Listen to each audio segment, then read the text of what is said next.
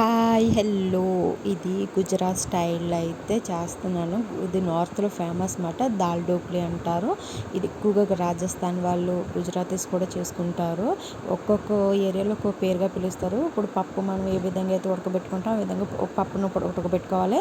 ఇది చపాతీ పిండిలు, ఉప్పు, కారం, పసుపు, ధనియాల పొడి, గరం మసాలా పొడి ఇవన్నీ వేసి మనం చపాతీ పిండి ఏ విధంగా వేసుకుంటామో నూనె అన్నీ వేసుకుని అలాగా పిండి కలుపుని పక్కన పెట్టుకోవాలి. ఇందులో ఇప్పుడు వీడియోలో చూపిస్తున్న విధంగా కొంచెం పెద్ద సైజు తీసుకొని పిండిని ఇలాగ వీడియోలో చూపిస్తున్న విధంగా చపాతీలా చేసుకుని చిన్న చిన్న ముక్కల కింద కట్ చేసుకుని పక్కన పెట్టుకోవాలి. ఈ లోపల పప్పు ఉడికిపోతుంది కాబట్టి మనం పప్పు చారుకి ఏ విధంగా పల్చగా పెట్టుకుంటామో అదే విధంగా ఇది పల్చగానే ఉండాలండి. పప్పు చారు టైప్లోను.